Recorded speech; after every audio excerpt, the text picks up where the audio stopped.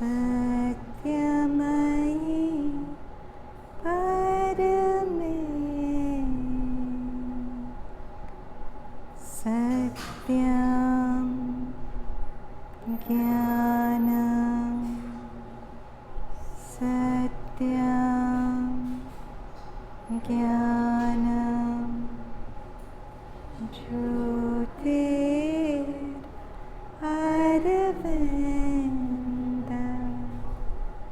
ज्योतिररविन्द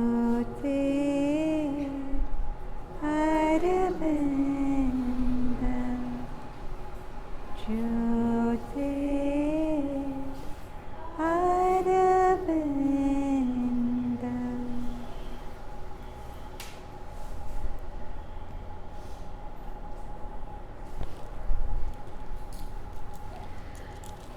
So recently I was working with a lady who told me something which I thought about a lot. I was teaching her yoga and she says, when I'm doing yoga with you it's fine, but when I have to do it on my own, I feel very agitated because I feel somewhere unsafe in not doing something externally constructive, in giving myself self-care, because conditioning is that unless I do something, she didn't say that, but the feeling is that unless I do something, I'm not existing. I'm not being affirmed by existence. So there's a constant push to just keep doing, because I'm constantly seeking affirmation in doing. And this constant push to do is actually a negation of being, isn't it? I feel I'm not enough unless I do. I don't feel my being is enough. So I have to constantly do something in order to prove that I'm enough. And in Savitri, there's this whole dialogue between death and Savitri. So Savitri represents love, and love is the ultimate affirmation of light. Affirmation of light, that is love. And anything that negates being is death. Do you understand what I'm saying? Anything that negates the light of being is death. So the dialogue between Savitri and Yama is actually an inner dialogue between that in me which keeps wanting to negate my being of light and the being which is love itself, which is Anandmayi, like the chant we started with. Of course, it's a chant given for the mother by Sri Aurobindo, but it's a chant of self-evocation. It's a chant of self-affirmation, that deep down I am this being of light which is Anandmayi, which is self-existent joy and love. Because mother in me is me, right? If mother is that, I am that. Chaitanyamayi, I am this being of wisdom, truth and consciousness. Satyamayi, I am this being of truth. And Parame, that which can't be broken, that which is supreme. So it's actually a mantra of self-evocation. If we chant to mother and think mother's great but I'm no good, it's a very incomplete chant, because mother constantly told us, I don't want just devotees. I want conscious collaborators who will consciously become what I am in them in essence. So it's a very incomplete thing to think this is mother and this is me. She's great but I'm no good. And because I'm no good, I have to keep doing, pushing myself, because I don't feel affirmed in my being. So I have to keep doing in order to feel affirmed. And that doing very often is in order to be affirmed by the eyes of others or to be affirmed in my own eyes, because in my own eyes I don't feel affirmed by my being. And the so-called metaphorical voice of death in my mind is too strong, which tells me you're not enough, keep doing, keep driving yourself. So that constant doing is activity, and a lot of activity is actually useless. We keep saying I'm so tired, but I'm creating a life that tires me when I don't really need to.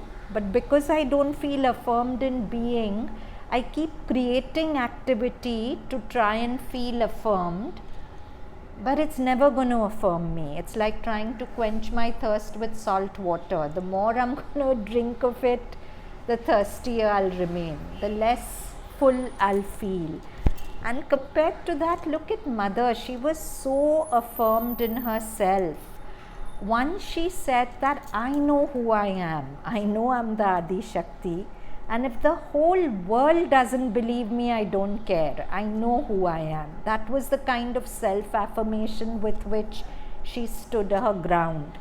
Whereas somebody says something little bit, oh my God, am I really bad? Did I do this? Our self-affirmation is so poor in ourselves that we can't stand our ground. So we always need to do the right things in people's eyes to feel affirmed. But that is not really the way to live. We should find that affirmation in being. I should be able to sit here for hours doing nothing without feeling I'm wasting time, because frankly, to be anchored in being is the ultimate goal of life, right? Action and activity isn't going to take me there, but to be anchored in myself, in my being, and feel enough without doing anything, without appreciation from outside, without applause from outside, that's finally the goal of life, right? To find that affirmation. And that was what Savitri fought for, to seek that kind of affirmation in each human being, where I am enough for myself. I don't need to keep running around and doing things to feel enough. So the title of our talk is Divine Action, the Mother's Action and Human Activity, where we keep needing to do to feel affirmed. So there are these beautiful lines in Savitri. They are not in your PDF, but I just found them few minutes before.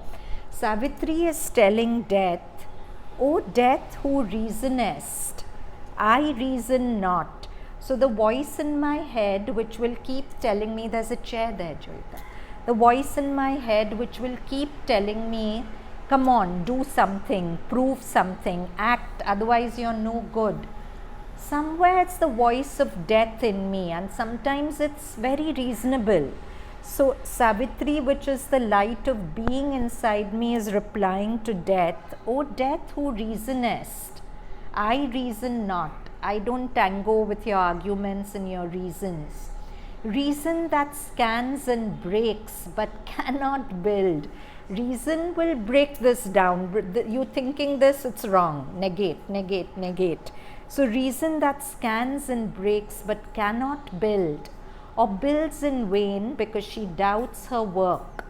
So long as I'm not affirmed in being, I keep doubting what I'm doing. So I'll build something, it's not good enough, I'll break it down. I'll build something else, it's not. So I have a friend, very, very intelligent, but whenever he starts a project, he's so intelligent that he finds 10 reasons to prove why it won't work, and he'll dismantle it. So he thinks himself out of doing things. In a way, that's the voice of death, right? That's what Savitri is talking about. Reason that scans and breaks but cannot build, or builds in vain because she doubts her work. I am. Savitri is saying, I'm not reason. What am I? I am. I love. I see. She doesn't say I think. I don't think. I have drishti, I have vision. I see things. I am, I love, I see, I act, I will.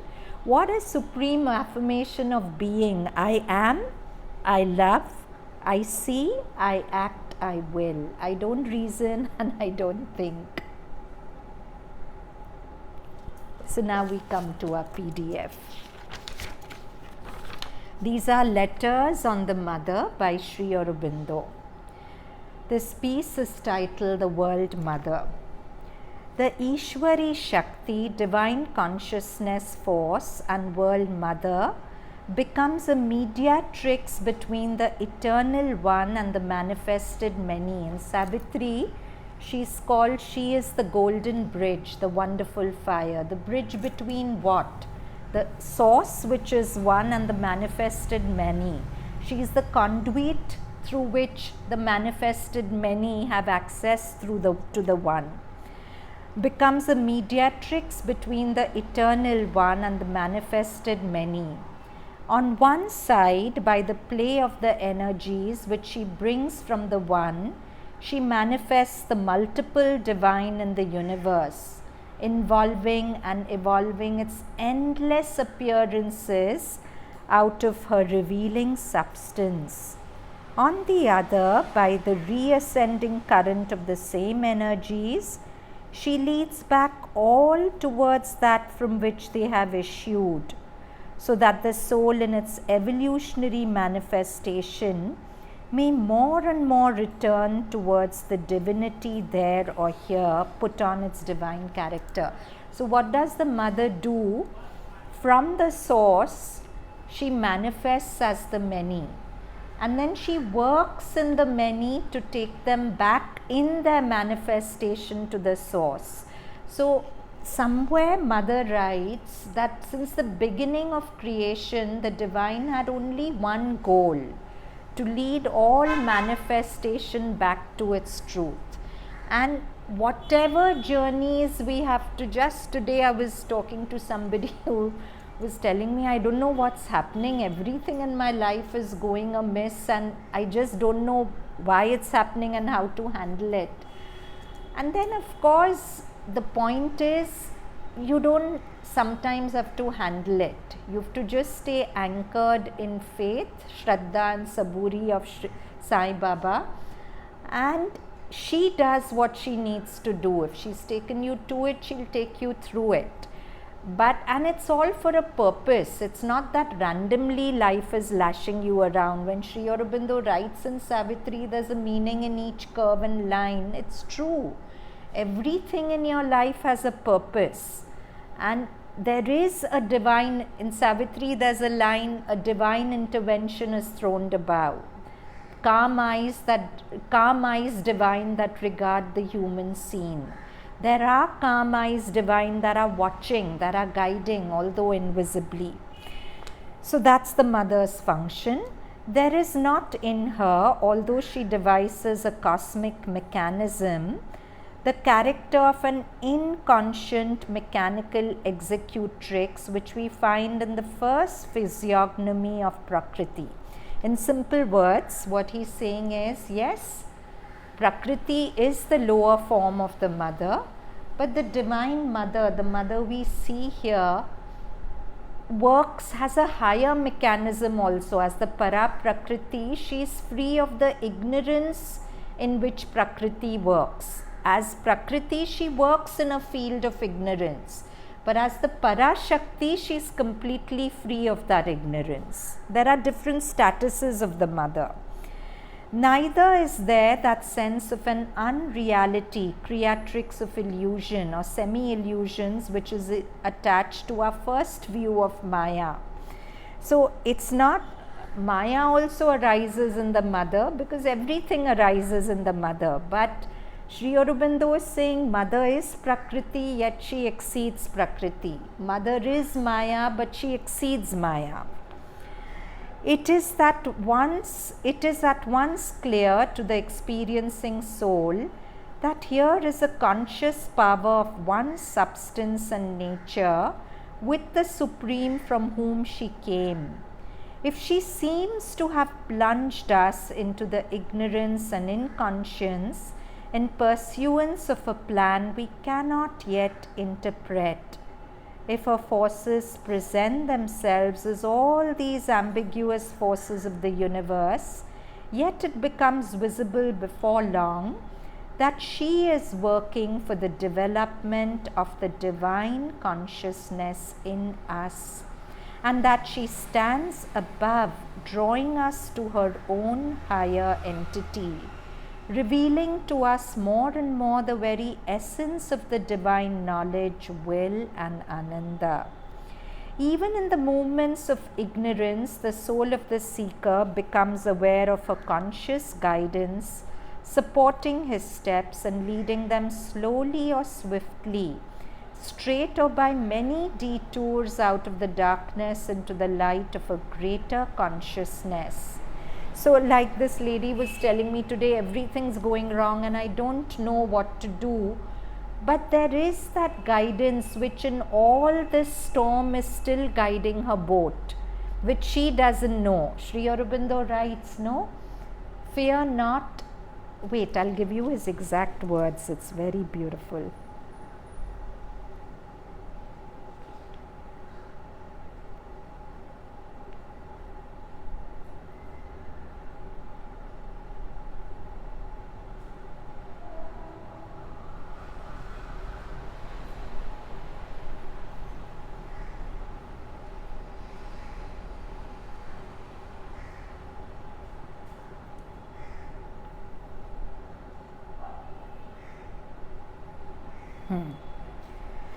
Rejoice and fear not for the waves that swell.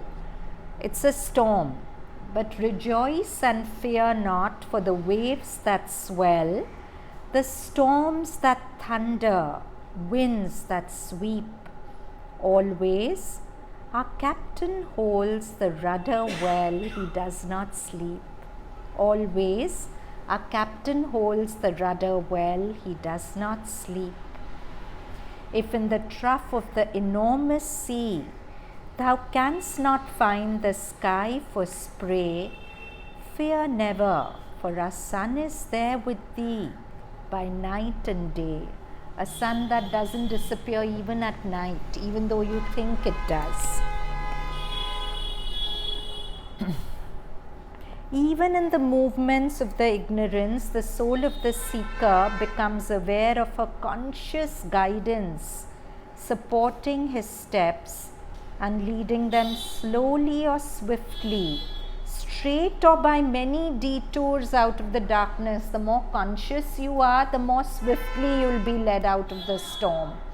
If you are not conscious, well, she'll still help you, but you'll go through many detours till you reach. Out of the darkness into the light of a greater consciousness, out of mortality into immortality, out of evil and suffering towards a highest good and felicity, of which as yet his human mind can form only a faint image. Thus her power is at once liberative and dynamic, creative, effective, creative not only of things as they are, but of things that are to be, for eliminating the twisted and tangled movements of his lower consciousness made of the stuff of ignorance. It rebuilds and renew makes his soul and nature into the substance and forces of the higher divine nature. It's like a sculpture. There's a rock and the rock sees a goddess in the sculpture sees a goddess in the rock and chips it away till a beautiful form of the idol emerges. Mother is like that Shilpkar for us. She's constantly chipping away corners and pockets of ignorance so that the hidden deity within us actually emerges. The Mother and the Lower Prakriti, all these are letters on the Mother by Sri Aurobindo. It's one of Sri Aurobindo's volumes, very beautiful. It's available as a separate book, Letters on the Mother. I think it's available here if you'd like to pick it up. It is a mistake to identify the mother with the lower Prakriti and its mechanism of forces. Prakriti here is a mechanism only which has been put forth for the workings of the evolutionary ignorance. So Prakriti is a portion of the mother, a mechanism of the mother which has been put forth to help us evolve out of the ignorance. As the ignorant mental, vital or physical being is not itself the divine, although it comes from the divine, so the mechanism of Prakriti is not the divine mother. No doubt something of it is there in and something of her is there in and behind this mechanism, maintaining it for the evolutionary purpose. But what she is in herself is not a Shakti of Avidya, but a divine consciousness, Chaitanya Mai, power, Parame, light, Para Prakriti, to whom we turn for release and the divine fulfillment. The cosmic force of ignorance and the divine mother, that's the title. There is much truth, Sri Aurobindo says, that the cosmic force works out everything and the cosmic spirit, Virat Purush, supports her action. So we feel we are doing, but it's really Mother who's the real doer behind all our doing. The cosmic spirit, the cosmic force, the Adi Shakti, works out everything, and the cosmic spirit, the Virat Purusha, the Parashakti and the Virat Purusha doing everything together. Huh? Well, yeah, in a way, yes. Yes. So, all are fumblings also. So in Savitri, there's a beautiful line, our least stumblings are foreseen above. So she's foreseen them. She's planned the mistakes we make. So, and we grow from those mistakes.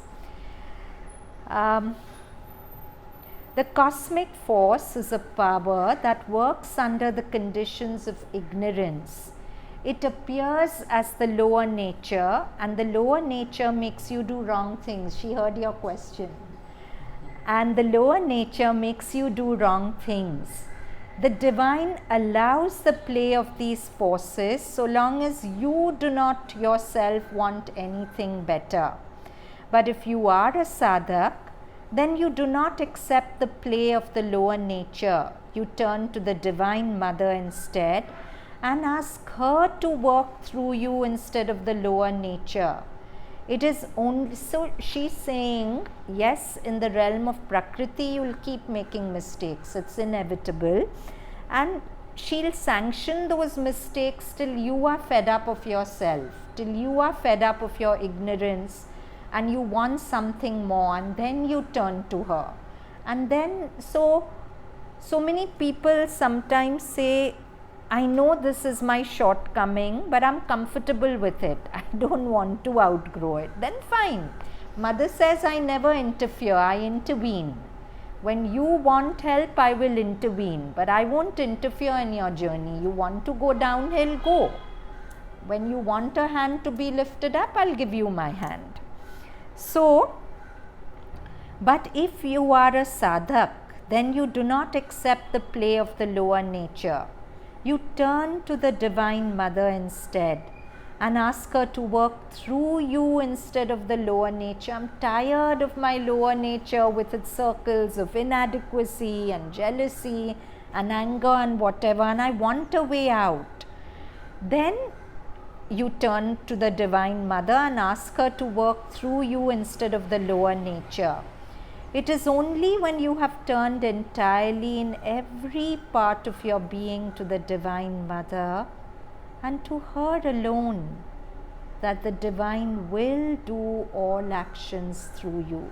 So till you are not turned to her in every part of your being, of course the lower Prakriti is acting through you. And through all this lower Prakriti there is a guidance.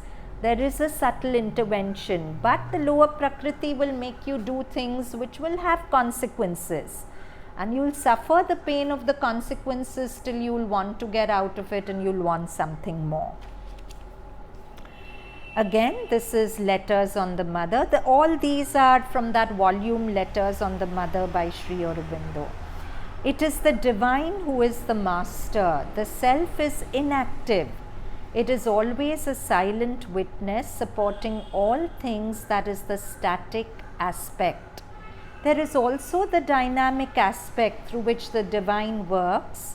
Behind that is the mother. So she's called the Adi Shakti. Shakti is dynamic. So there's the static aspect of the Virat Purush, the static self, the witness. But mother is the consciousness force of that static self. You must not lose sight of that.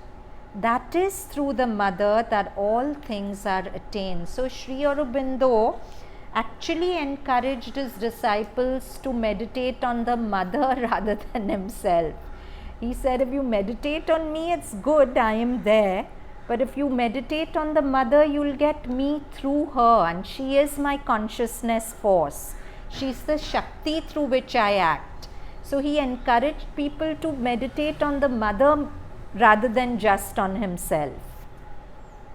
Because transformation is never possible without the mother's touch. For transformation, the mother's touch is Nash, can you help her bring the chair in, please? So now these are lines from Savitri, page 624, 625. It is a mistake, the world is God fulfilled in outwardness. So beautiful, mother saying the world is God fulfilled in outwardness. In externality, if the whole world is God. His ways challenge our reason and our sense. By blind brute movements of an ignorant force, by means we slight as small, obscure or base. Jaita, you can take a backrest here.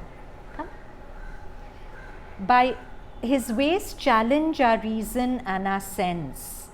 By blind brute movements of an ignorant force, by means we slight as small, obscure or base, a greatness founded upon little things. He has built a world in the unknowing void. So we said that this is the theme we've been pursuing since last 2 Saturdays, that there is an ultimate dimension, the dimension of light, purity, the Divine Mother, whatever we call it. And there is a phenomenal dimension, the world. Now, the ultimate dimension is constantly manifesting as the phenomenal dimension. So even here and now, I'm in a sea of God. All this is God. So that's what he's saying. This world is God fulfilled in outwardness.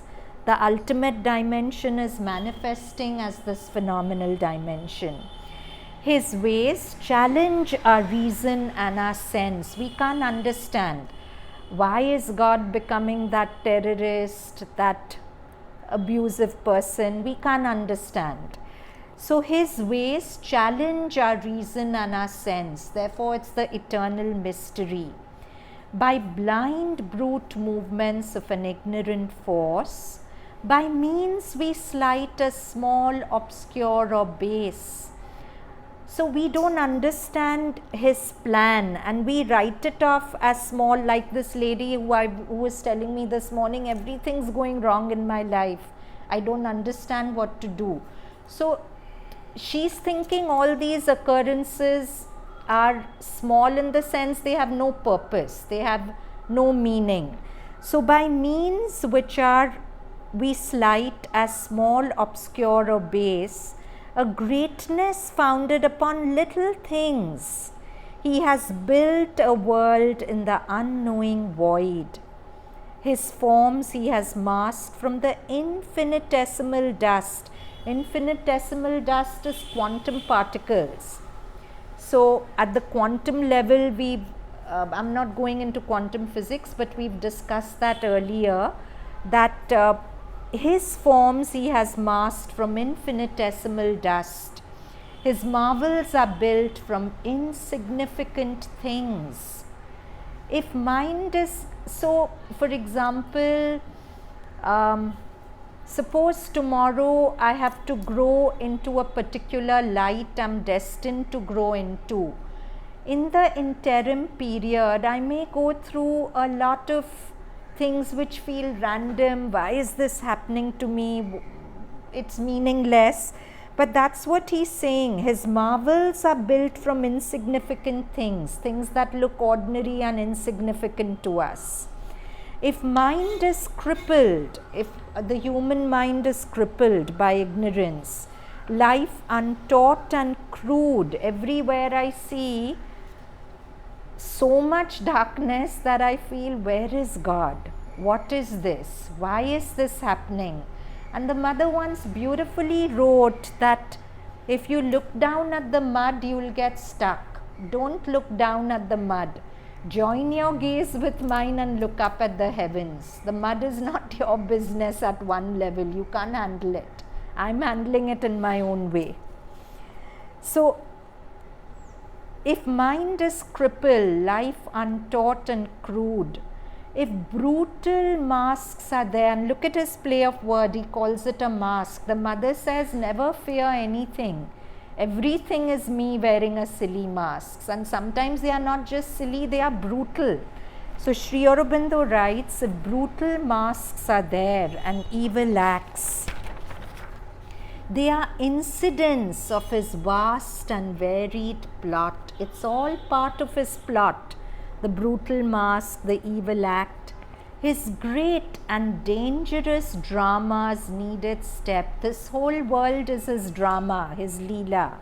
But his great and dangerous dramas needed steps.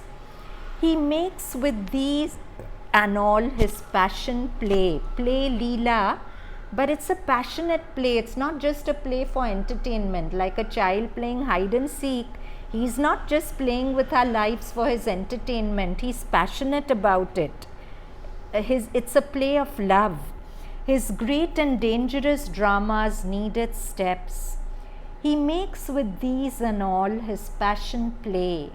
A play and yet no play.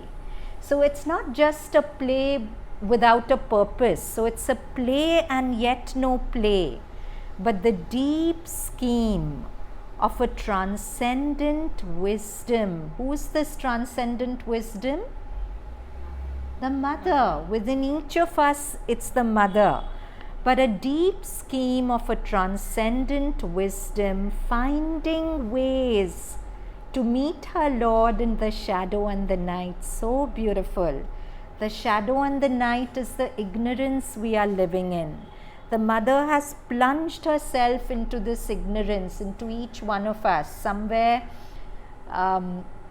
Sri Aurobindo writes this as the holocaust of the Divine Mother, where she's left her kingdoms of bliss and joy and plunged herself into this realm of ignorance and darkness and death. So, why has she done that? She's come into our mud of ignorance and death, so that through that mud she finds her Lord here in manifestation, not in the realms of light which are her home. He's already there, but here in the home of darkness she wants to find her Lord. She wants each of us to become conscious God. So a play and yet no play, but the deep scheme of a transcendent wisdom, finding ways to meet her Lord in the shadow and the night. Above her is the vigil of the stars. Somewhere else in Savitri there's the beautiful line, in the core of darkness she dug wells of light. That's her work, to go into the core of darkness and build wells of light there. So to meet her Lord in the shadow and the night. Above her is the vigil of the stars. The stars are as if sentinels of light looking after the darkness. Above her is the vigil of the stars, watched by a solitary infinitude. She embodies in dumb matter the divine, in symbol minds and lives the absolute, a miracle monger, her mechanical craft. So it seems to be mechanical. Her mechanical craft is the play of our thoughts and emotions. But a miracle monger, she's working out a miracle through this mechanical craft. Matter's machine worked out by the laws of thought. Life's engines serve the labor of a soul so beautiful. Life's engines. So this whole world in the Vedas, it's called a yantra, an engine. So life's engines serve the labor of a soul. The mighty mother, her creation wrought. A huge caprice self-bound by iron laws and shut God into an enigmatic is mysterious world. She lulled the omniscient is the all-knowing one, into nascent sleep. Nascent is ignorant. So the mighty mother has made the all-knowing God fall into a sleep of ignorance in all of us. She lulled the omniscient into nascent sleep. Omnipotence on inertia's back she drove. So omnipotence is all power. And she made that all power drive inertia, something that is weak and powerless and sluggish. Omnipotence on inertia's back she drove, trod perfectly with divine unconscious steps. Look at this, look at his play of word. Trod means walked perfectly. Perfectly walked with divine unconscious steps. Can you imagine? How can you walk perfectly with unconscious steps?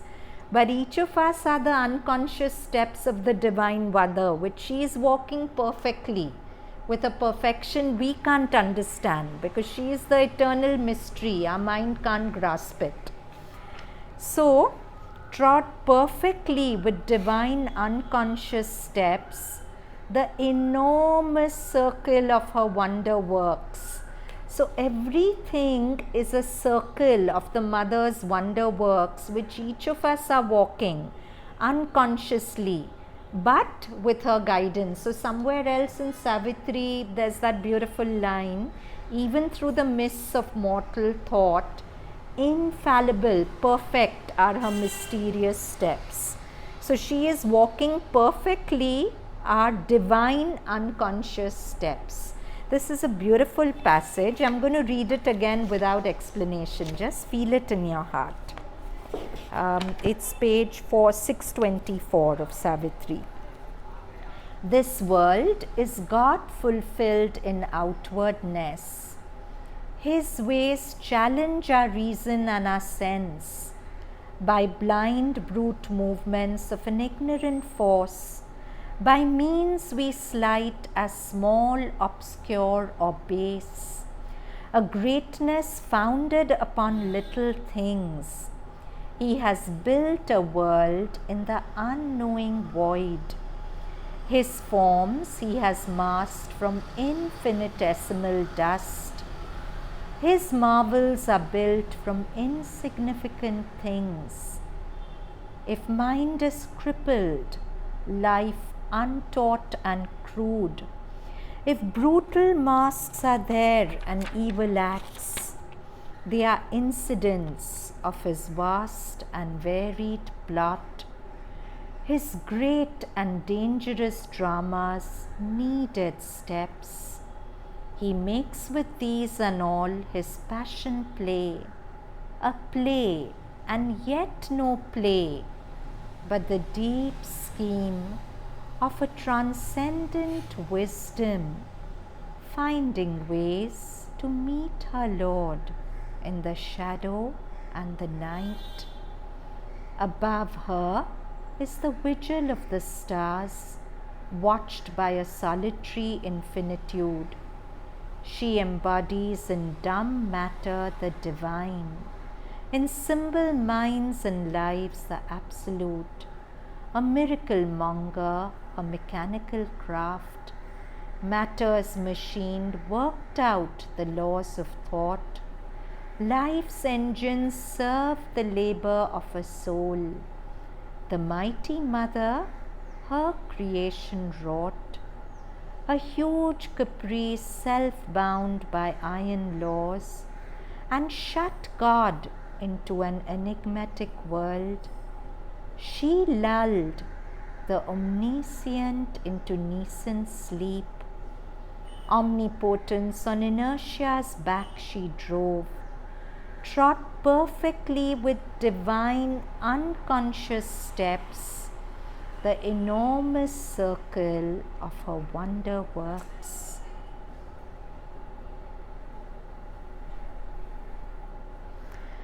What can be said after this? But anyway, we have to speak because we are in human activity. So now these are words of Osho. Osho says, first, the nature of activity and the hidden currents in it have to be understood. Otherwise, no relaxation is possible. It's a very beautiful passage, very practically applicable. We all want to relax, but we can't relax. Have you noticed? We'll think that, okay, now holidays will start, I'll relax. But I'll keep finding something to do, because as we said earlier, we find affirmation in doing. We don't feel affirmed to just be. And relaxation only happens in being. We can't relax in doing. So first, the nature of activity and the hidden currents in it have to be understood. Otherwise, no relaxation is possible. Even if you want to relax, it will be impossible if you have not observed, watched, realized the nature of your activity. Because activity is not a simple phenomenon. Many people would like to relax, but they cannot relax. Relaxation is like a flowering. You cannot force it. You have to understand the whole phenomenon. Why are you so active? Why so much occupation with activity? Why are you obsessed with it? Remember two words. One is action, divine action. Another is activity, human activity. Action is not activity. Activity is not action. Their natures are diametrically opposite. Action is when the situation demands it, you act, you respond. Activity is when the situation doesn't matter, it's not a response. You are so restless within that situation, you're so restless within that the situation is just an excuse to be active. Do you get this? Action comes out of a silent mind. It is the most beautiful thing in the world. Activity comes out of a restless mind. It is the ugliest. Action is when it has a relevance. Activity is irrelevant. Action is moment to moment, spontaneous. Activity is loaded with the past. Your past can't allow you to be, so you keep needing to do something to feel alive and needed. It is not a response to the present moment. Rather, it is pouring your restlessness which you have been carrying from the past into the present.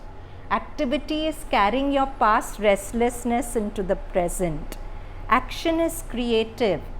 Activity is very destructive. It destroys you, it destroys others.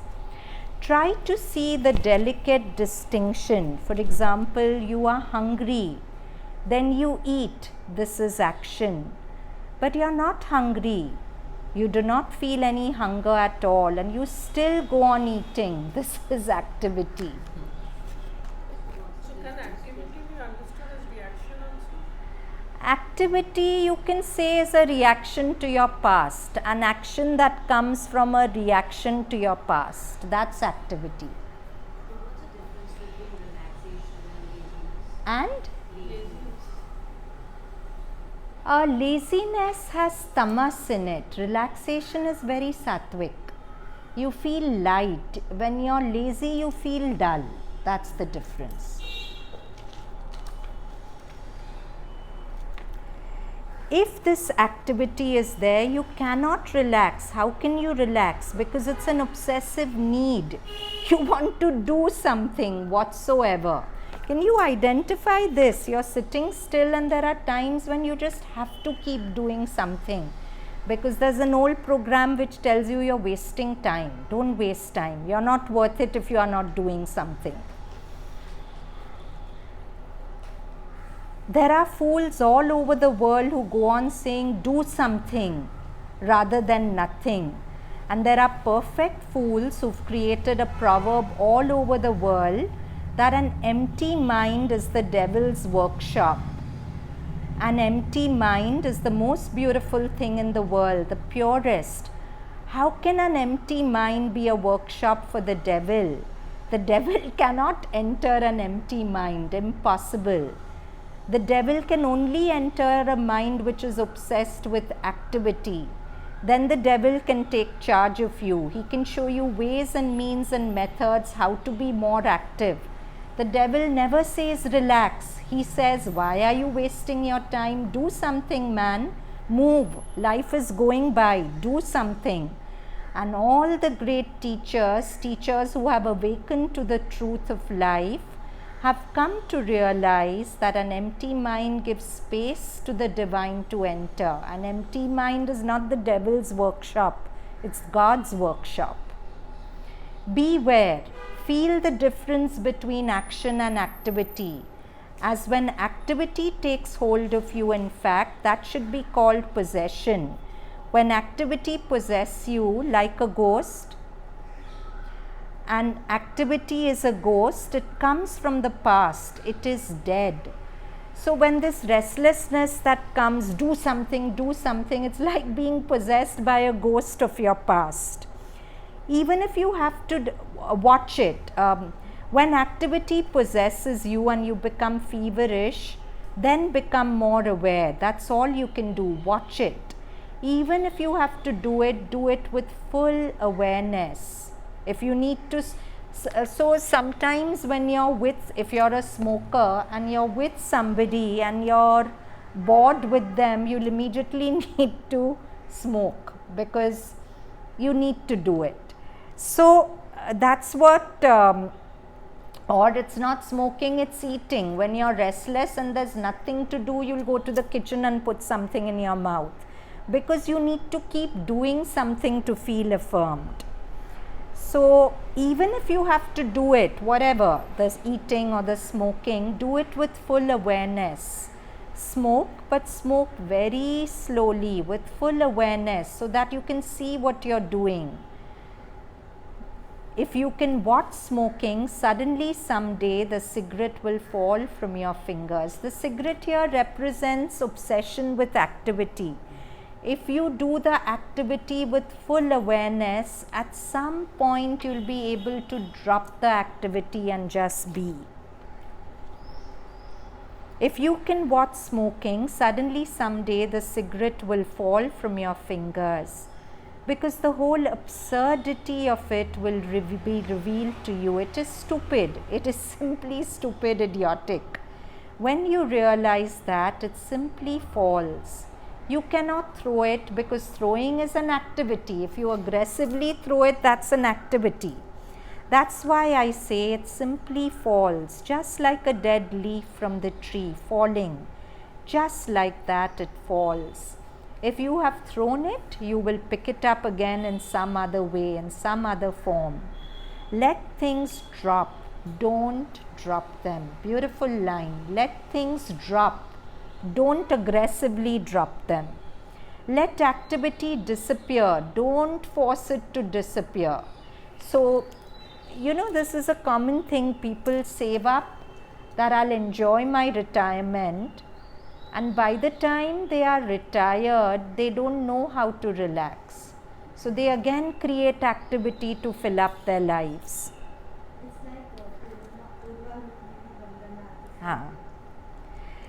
Let activity disappear. Don't force it to disappear, because the very effort to force it to disappear is again activity in another form. Watch, be alert, conscious, and you will come to a very miraculous phenomenon. When something drops by itself on its own accord, it leaves no trace on you. So beautiful. If you, and this is the same, like we are told forgive, forgive, and I keep trying to forgive. But when it drops, it just drops. It leaves no trace in you. So this is a little exchange with the mother. It's written by Lalita. Shortly after my arrival in the ashram in 1927, I found the food was very simple. I thought that salt and a little pepper were the only things used with the vegetables and rice. I tried my best to eat well but did not succeed, so I decided to speak to the mother about it. And one day, when I had finished manicuring her nails, I said to her, "Mother dear, will you permit me to send for some pickles from my father and eat them with my food? I find the ashram food tasteless and cannot eat it properly." "Pickles," said the mother, and added, "Wait a minute." She got up from the sofa and went to the adjoining room and returned with a small jar and said, "Take this. Somebody has sent it for Sri Aurobindo, but he does not wish to take it. You may find it useful." I took the jar, thanked her, made my pranam and went home. I placed it on my table and told myself that I would open it later and eat the pickle. But the desire to eat it completely left me, and however much I tried, I could not bring myself to open the jar. So after a few days, I took it back to the mother and told her, "Mother dear, I'm sorry, but I felt no inclination to eat this pickle or any other, so I'm returning it to you." The mother smiled in her charming way, embraced and kissed me, and took the jar back, gave me her hand for manicuring. It started with her manicuring her nails, it ended with that. Thus was a strong desire removed from my consciousness, and I felt very free and happy. Even today, I cannot bring myself to eat any pickle or any spicy food. So see, if she had fought with her desire that, "Oh, I'm being ungrateful, I should enjoy the dining hall food," it would have gone on haunting her.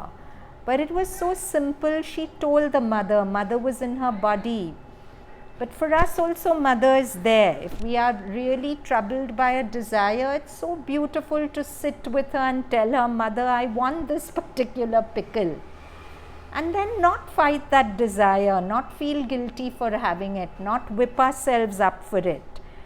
I've told her, now I'll consciously collaborate with her. Whenever the desire comes, I won't resist it. I'll just be present to it. And I'll tell the mother, "Yeah, it's here. Now we'll work together in whatever way you take me through." And then it falls. So that's divine action. Human activity would be that I'm bad, I'm so ungrateful, I'm so bad, how can I not like ashram food? It's pointless. So this was a beautiful anecdote that talks about divine action and human activity. Now we come back to Osho. Now you can understand what relaxation means. It means no urge to activity in you. Relaxation doesn't mean lying down like a dead man. You cannot lie down like a dead man. You can pretend only. How can you lie down like a dead man? You are alive. You can only pretend. Relaxation comes to you when there is no urge to activity. That's the only time you can relax. When there's not something which is almost pricking you and saying, "Okay, get up, do this, do that, get up," then you can't relax. It means no urge to activity in you. Relaxation does not mean lying down like a dead man. And you cannot lie down like a dead man. You can pretend only. How can you lie down like a dead man? He's referring to Shavasana of yoga. You are alive. You can only pretend. Relaxation comes to you when there is no urge to activity. The energy is at home, not moving anywhere. If a certain situation arises, you will act. That's all. But you're not finding some excuse to act. That's the difference. It doesn't mean you're thumbsick and lazy and not doing anything. If situation demands you to act, you'll act. But you won't add unnecessary activity, which often spoils things. Have you noticed that very often things were going good in a certain direction, but that urge to make it happen fast, you did something and the whole thing fell through. The whole thing just got destroyed.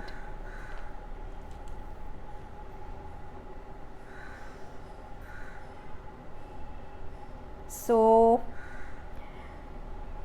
the energy is at home, not moving anywhere. If a certain situation arises, you will act. That's all. I was reading one book a few days ago. Osho says the title of the book was "You Must Relax." This is simply absurd because the must is against relaxation. Must puts a pressure on you to relax. But such books can only sell in America. Must means activity. It is an obsession. Whenever there's a must, an obsession is hidden behind it. Whenever you say, I must do this, I must fulfill this target, there's an obsessive streak to it. There are actions in life, but there is no must. Otherwise, the must will create madness. You must relax. Now, relaxation becomes an obsession. So, very often, I must get sleep. And that I must get sleep puts so much pressure on me that I don't sleep for 2-3 hours. Isn't it? It's like that. If you just said, it's okay, I'm lying down in bed, my body is relaxing, I'm breathing, I'm resilient. Even if I don't get sleep the whole night, I'll be good. But there's so much pressure. Oh my God, if I don't sleep tomorrow, this will happen, I'll fall ill. And that will push away the sleep even more. So, you must relax. Now, relaxation has become an obsession. You have to do this posture. Tell the toes relax and then go upwards, and that lie downwards. Suggest to your body from the toes to the head. Why must? Relaxation comes only when there is no must in your life. Relaxation is not only of the body, it is not only of the mind, it is of your total being. When the whole being can relax. What is relaxation? It's a state of affairs where your energy is not moving anywhere, not to the future, not to the past. It is simply there with you now, in the silent pool of your own energy. In the warmth of it, you are enveloped. So, coming back to what I gave you as the introduction, this constant urge to do is a negation of your being. You're not feeling enough in your being. Therefore, you need to keep doing. But if you sit with yourself and you tune into the light that you are, and you feel enough in yourself, and you don't have to do anything to be enough. You are born enough. You will go enough. There's never a moment in your time when you're not enough. It's just the narratives of your mind.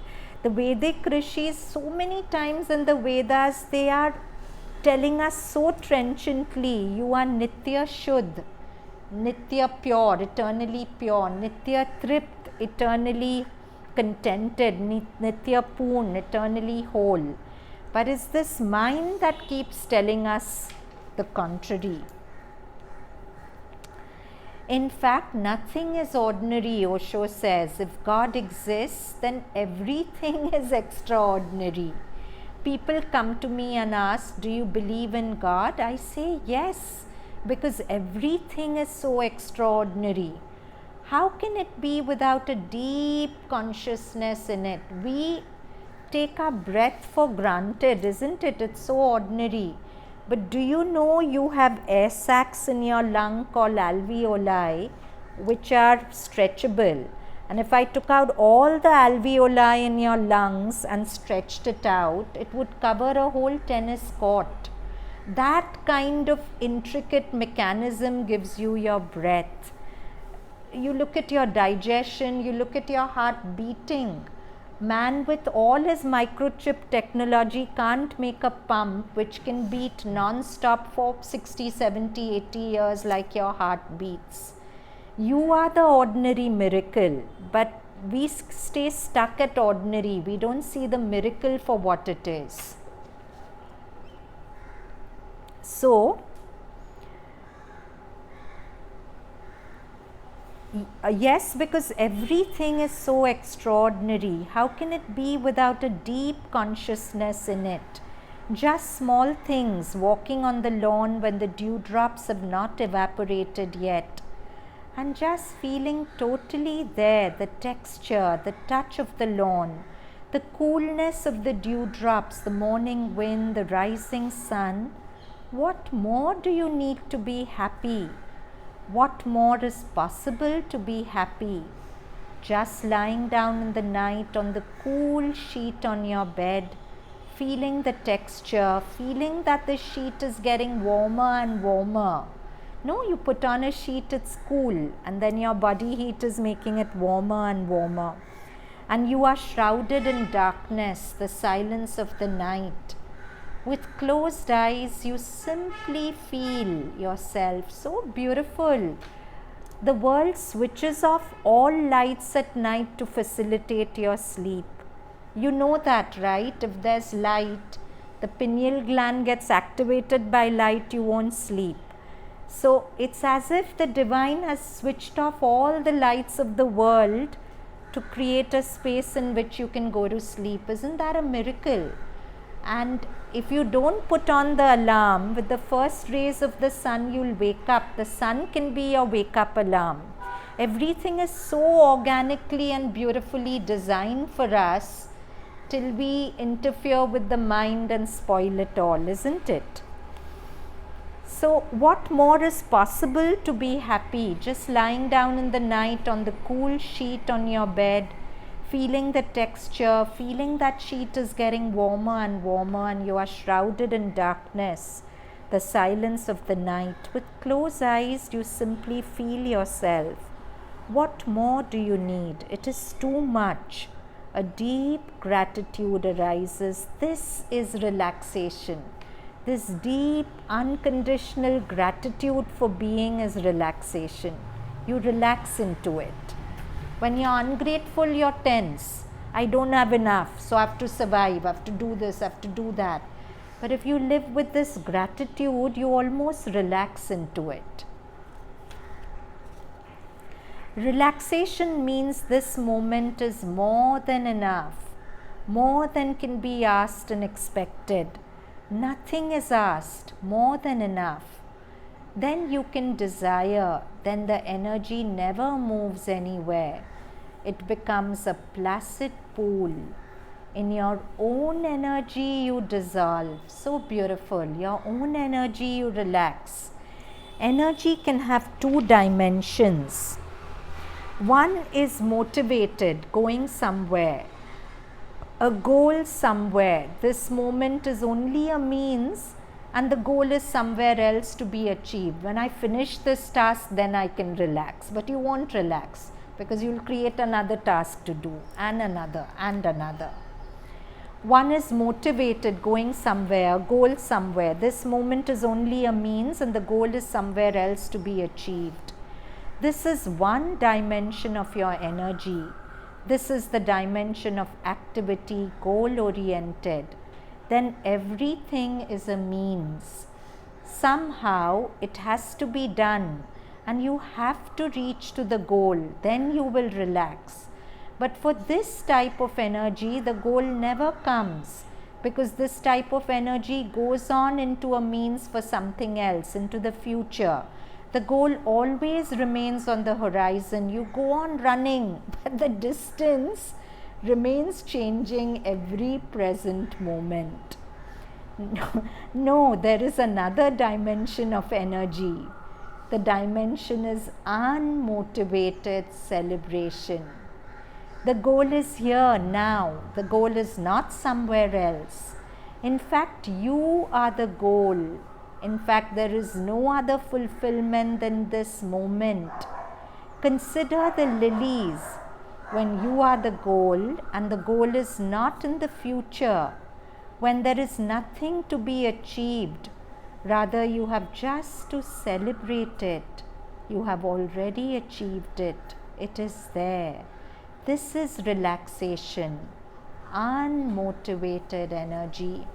So Osho says somewhere that when we live with this activity, we are always banyas. We want to give something and get something. I'll do this, I'll get that. I'll speak this, I'll appear like this. All my activity is to get something. But when we are relaxing in our own energies, this bargaining stops. We become celebrators of life. We are so full that the surplus flows out to people. I flow to people not because I want anything, but because I'm overflowing with my own light. So that light just flows. I don't want anything out of you. So, and I tell you, there is nowhere to go. Here is all. The whole existence culminates in this moment. It converges into this moment. The whole existence is pouring already in this moment. Can you wrap your mind around that? The whole existence is pouring into this moment here as you sit. All that is there is pouring into this moment. It is here, now. A child is simply enjoying the energy. He has too much. He is running not because he is to reach somewhere, but because he has too much. He has to run. Act unmotivated, just an overflow of your energy. Share, but don't trade. Don't make bargains. Give because you have. Don't give to take back. Don't give to take back a reward of, oh, she'll think I'm such a nice person. Or I'm affirming to myself that I'm such a good person. Don't do out of that. Share but don't trade. Don't make bargains. Give because you have. Don't give to take back, because then you will be in misery. All traders go to hell if you will find them. Heaven is not for traders. Heaven is for celebrators. People who celebrate their being and the surplus of it. Remember, activity is goal oriented. Action is not. All activity has a goal. If I do this, I'll get that. I'll get to at least tick this off my checklist for the day. I'll get to do this. So, remember, activity is goal oriented. Action is not. Action is overflowing of energy. Action is in this moment a response, unprepared, unrehearsed. So, whenever you plan something and do it, it's an activity. But action is always unprepared and unrehearsed and spontaneous. There is nothing to give. There is nothing to get. Everything is absolutely okay as it is. So the constant, this is very Zen. It's the remembrance that in this moment everything is perfectly as it needs to be. There is no excess, there is no lack. It is perfect. There is nothing to give, there is nothing to get. Everything is absolutely okay as it is. There is no need for any give and take. You are absolutely perfect as you are. Desiring, you miss. Your desire for God makes you miss God. Let desiring subside. Become a silent pool of non-desiring. and suddenly you are surprised. Unexpectedly, it is there. And you will have a belly laugh, a Bodhidharma laugh. And Bodhidharma's followers say that when you become silent again, you can hear his roaring laugh. He is still laughing.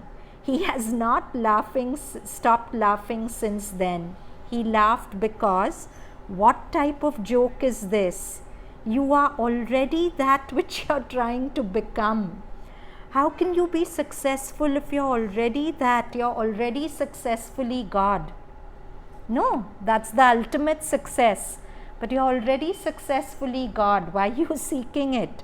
How can you be successful if you're already there and you're trying to become that? Your failure is absolutely certain. If you're already God and you're trying to become God, you'll fail. How can you become that which you already are? So Bodhidharma, a master, he laughed, an enlightened master. What is to be practiced then?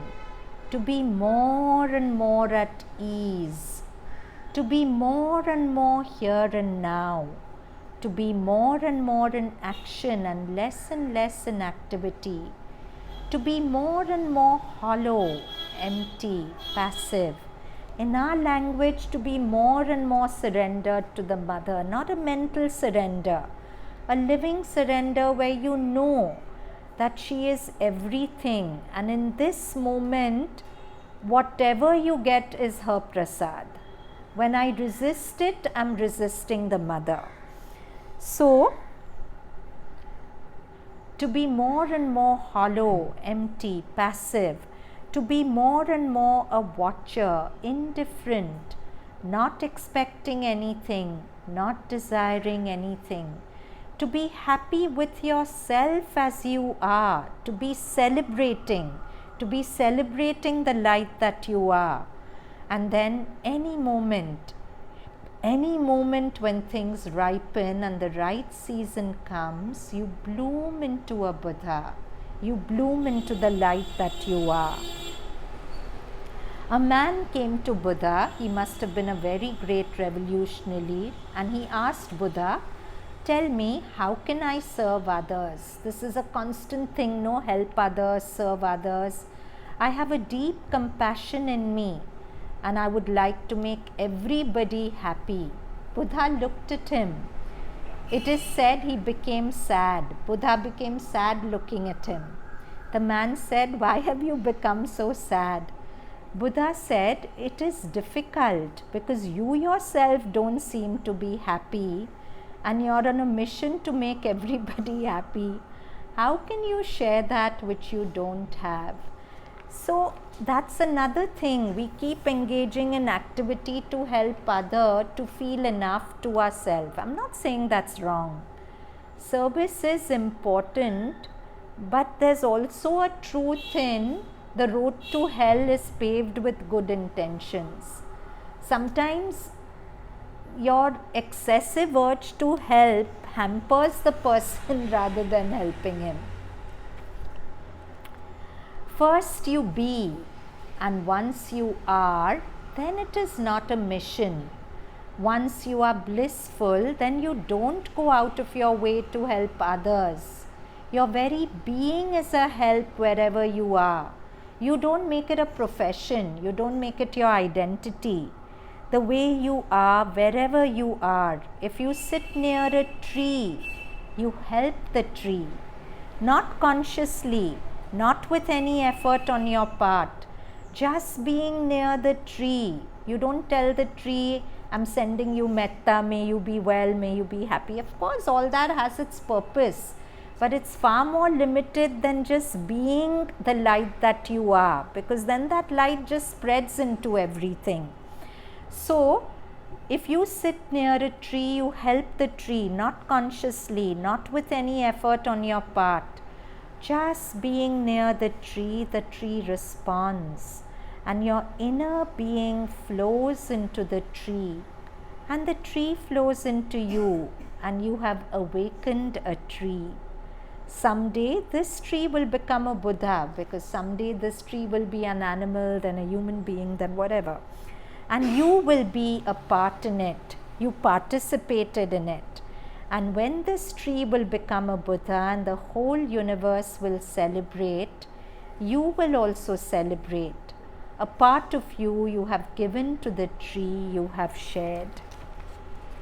Nothing is needed on your part. The divine has given all that can be given to you. You are not sent as beggars into the world. You are sent as emperors. Not one of us is sent into the world as beggars. We are sent as emperors. There are those lines in Savitri, wearing the garb of a beggar, asking a scanty dole from fate.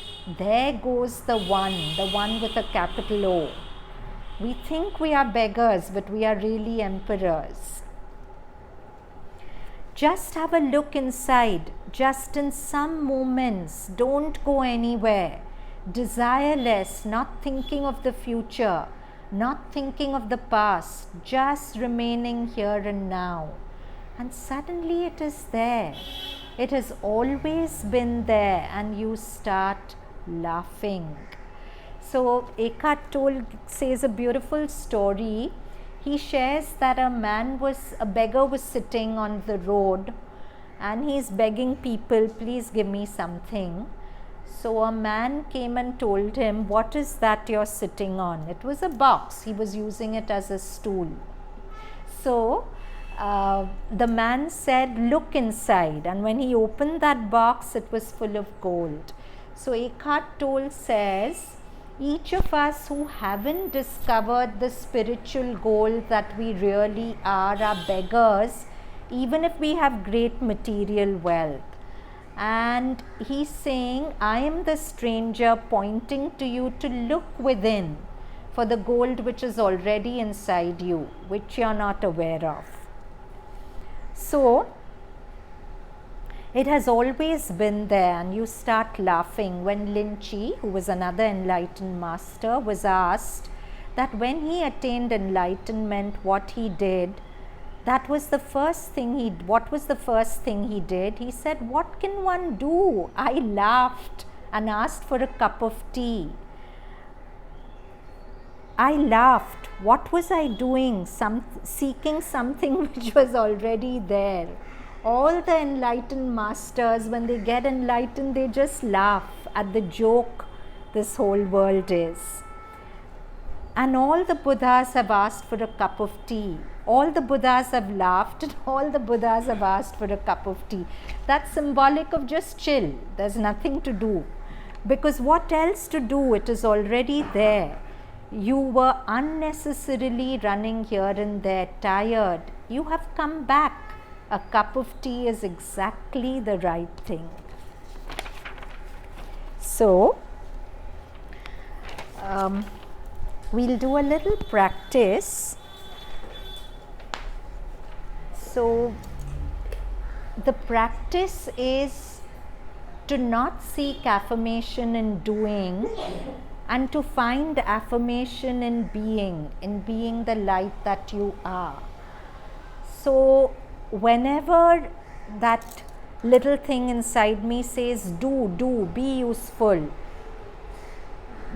prove to the world by doing, it's beautiful to go into yourself and to remind yourself that I don't have to do one thing in life to prove myself. My very existence is the proof of my wealth.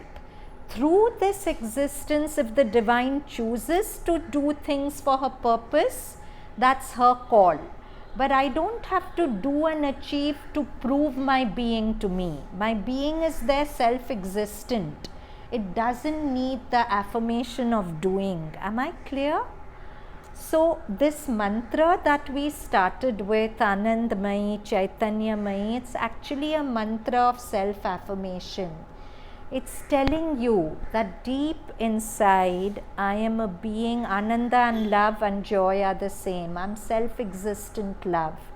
I don't need love from outside to affirm me. Chaitanyamai, I am all-knowing wisdom. I don't have to go running to this one and that one to ask them, what should I do, what should I do. Satyamai, I come from truth. I'm made up of truth. My parent is the original truth. And Parame is supreme. It means power, it means strength, it means something that's unbreakable. Whatever life does to me, I cannot break, because my fabric is Param. It is unbreakable. So we'll do a little practice with this mantra. I want you to sit tall.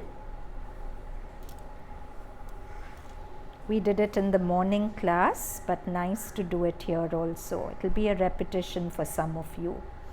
So sit tall, open your heart, and gently bring your palms to face each other. So if you weren't there in the morning class, open your eyes and see me. Just roll a ball of energy. Slowly relax your fingers, feel the spaces between the fingers, and roll a ball of energy very slowly between your palms. And whenever you feel it, keep your palms steady.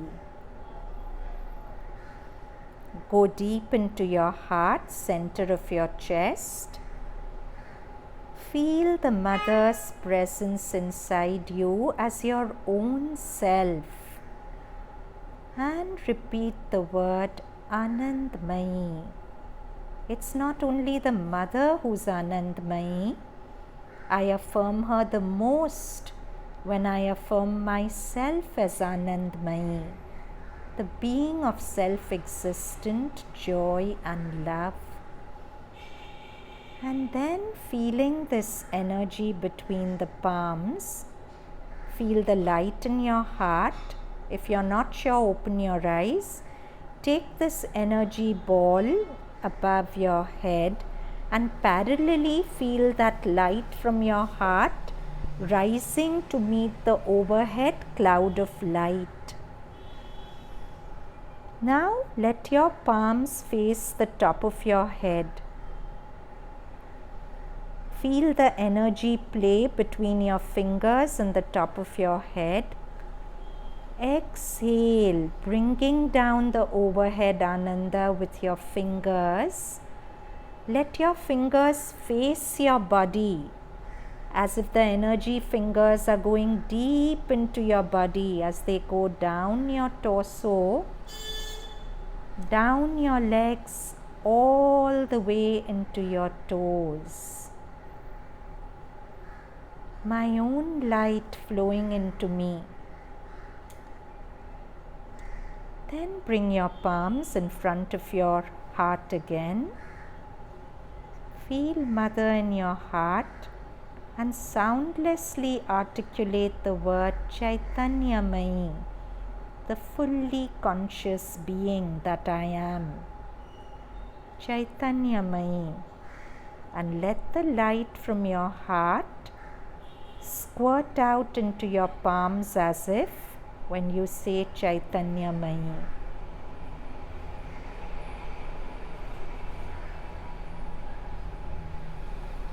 Then feeling the energy play between your palms, rise up to the top of your head. Let the palms face the top of your head. Feel the substance, if you can, between your palms and the top of the head. And let the fingers gently bring the rain of light from overhead down your body. Go slowly. Feel the play of energy between your palms and the body as the hands go down all the way into the into the toes.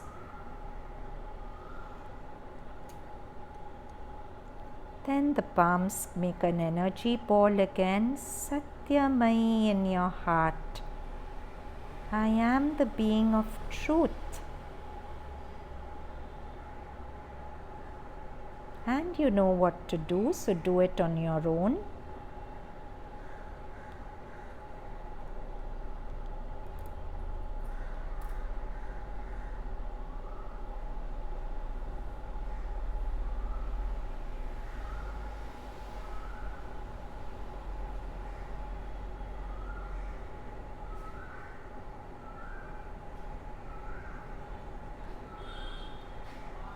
And then the last word, Parame, unbreakable, sheer power, the Shakti of Mother.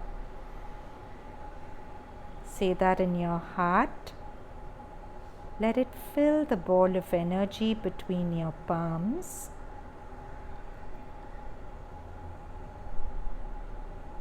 And then take the palms up.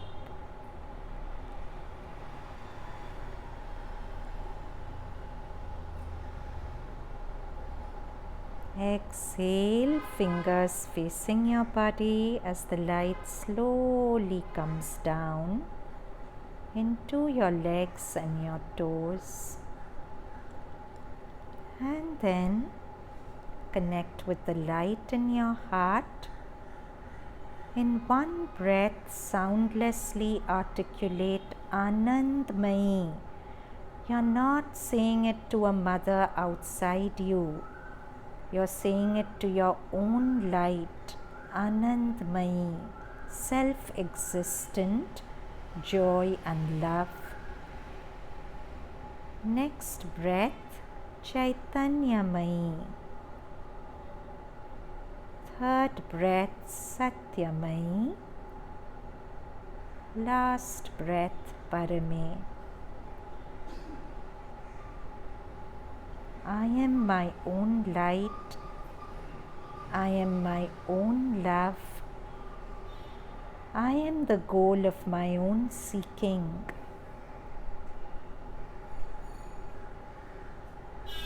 I am, as the Vedic rishis say, Swayam Bhu. Swayam Swa self, Bhu become from myself, a womb unto myself.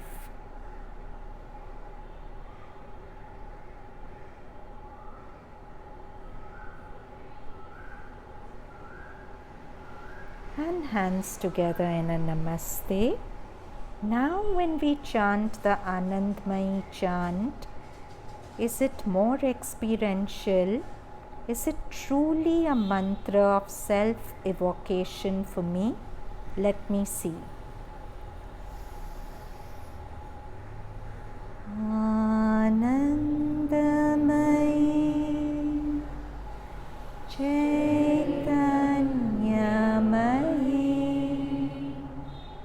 Satyamayi Parame Satyamayi Parame Satyamayi Parame.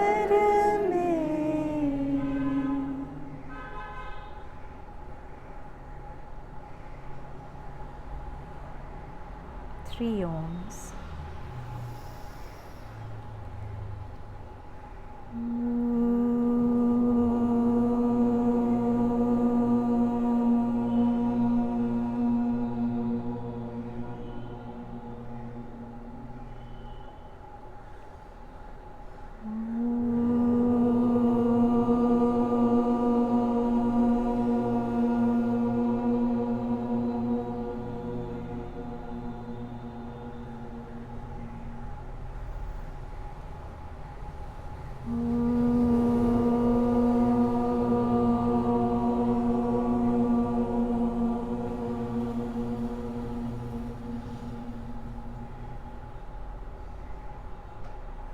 And gently drop the hands and head.